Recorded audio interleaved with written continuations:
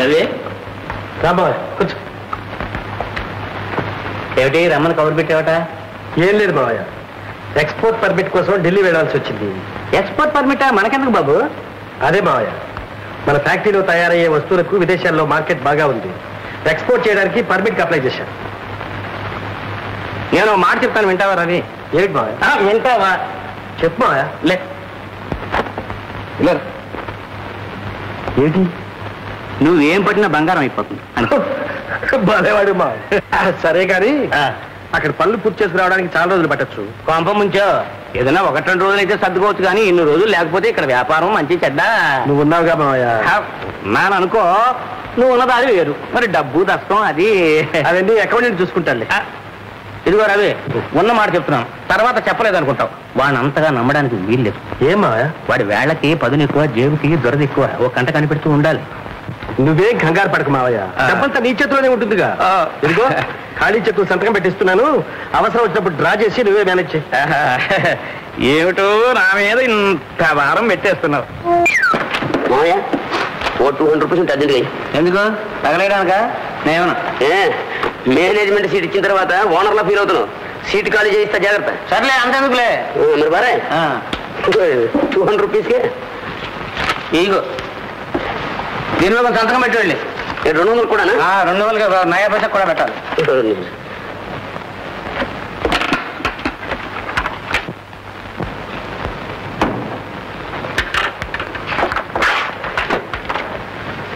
ఇదిగో శ్రీశైలం గారు, ఇది వేణుబాబు అకౌంట్లో రాసేయండి. ఇదేంటండి 200 వేరా? 2 పక్కన ఎన్ని సున్నాలున్నాయ్యా? 3 ఉన్నాయి కదండి. మరి ఇకనే రాసే. ముఖ్యమైన వేలు తీసేవయ్యా, వేలు తీసేవయ్యా. అయ్యో 10 రూపాయలు ఉంచుకో. అదే 2 గంట పడలేదులే. అబ్బా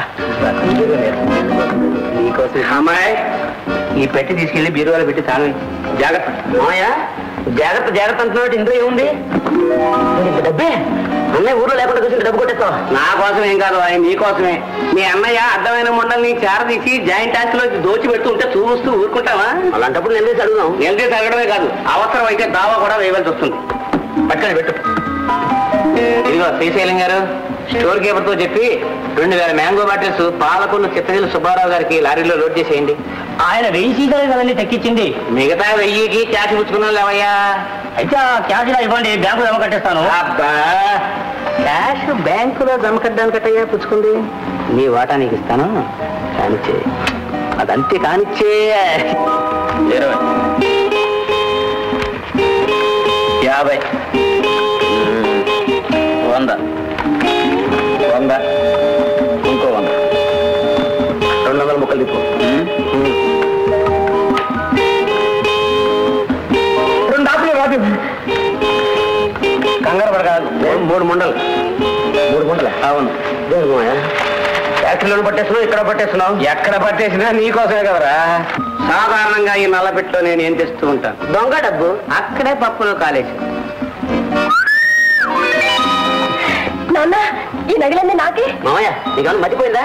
ఈ నగలన్నీ పెట్టుకుందనుకో గంగిరెద్దులో ఉంటుంది. పెట్టుకోవడానికి కాదురా, దాచుకోవడానికి. డబ్బుకి విలువ పెరిగే అవకాశం పోయింది. బంగారం ధర రోజు రోజుకి పాపం పెరిగినట్లు పెరిగిపోతుంది. అంచేత డబ్బునంతా బంగారంలోకి ట్రాన్స్ఫర్ చేయడం మొదలెట్టారు. జాగ్రత్త జాగ్రత్త.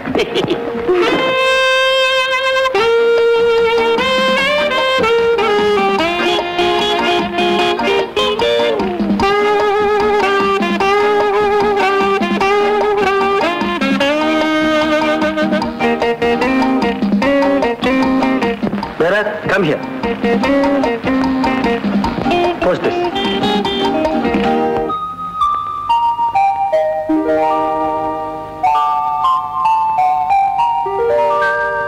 చూడు, మనం ఒకరిని ఒకరిని బాగా అర్థం చేసుకున్నాం. ఒక బిడ్డకు తండ్రినై నిన్ను మంచి తాళి కట్టి నేను తిరిగి రాగానే విషయం అంతా నీకు వివరంగా చెప్తాను. నీ రవి.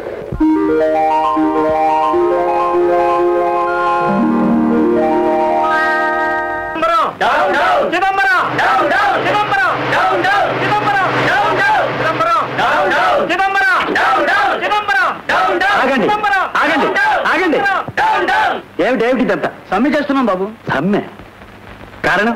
మాకు జీతాలు ఇవ్వడం లేదు, బోనస్ ఇవ్వలేదు. చిదంబరం అక్కడ ఫ్యాక్టరీ మూసేశారు బాబు, ఆయన రావడం లేదు. అలాగా, సరే మీరేం గొడవ చేయకండి. అదేమిటో నేను చూస్తాను. అలాగే సార్. Driver go back.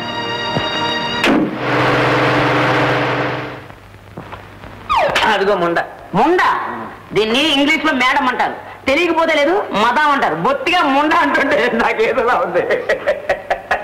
నువ్వేదే ముక్క. చిదంబరం ఏమిటి?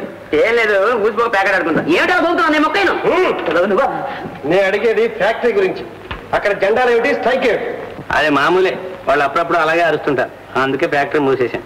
వర్కర్స్ కి జీతాలు ఇవ్వలేదట? డబ్బు లేదు, ఇవ్వలేదు. డబ్బు లేదా? చెక్ సంతకం చేసి ఇచ్చేవాళ్ళేగా. బ్యాంక్ లో క్యాష్ మార్చి పట్టుకొచ్చి నీకే ఇచ్చాను కదా. నాకే ఇచ్చావు. అక్కడ ఏదో డిపాజిట్ కట్టాలని పట్టుకెళ్ళావుగా, మర్చిపోయావా? ఇంత నమ్మక ద్రోహం చేస్తావు? నమ్మక ద్రోహం నేనా? నీకా? నిజాయితీనే నమ్ముకుని బ్రతుకుతున్న వాడిని నా మీద ఇంత అబాధ వేస్తావా? మావయ్య నోరు ముంచిన నిజం మాత్రం నోరు మూసుకోవచ్చు. ఏమిట్రా నిజం? కాన్వెంట్ లో పిల్లని మరో చోట తల్లిని పెట్టి రహస్యంగా డబ్బు దోచి పెట్టడం. చేసింది చాలక చిన్న పెద్ద లేకుండా మామ మేము చేసేసుకుంటావా?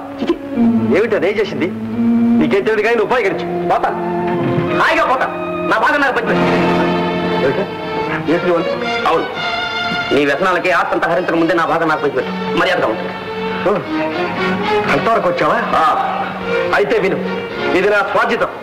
ఇందులో నీకు చిల్లికవ్వకూడదు. అంతే అంటావా? అంతే. ఏమిటి మనుషుల్ని కొట్టి డబ్బా ఇచ్చి ఆస్తి కాదేయాలని చూస్తున్నావా? నా అల్లుడు ఆస్తి ఎలా రాదో నేను చూస్తాను. కోర్టు ద్వారా రప్పిస్తాను. ఆ సెక్షన్ ఏదో నాకు తెలుసు. నడు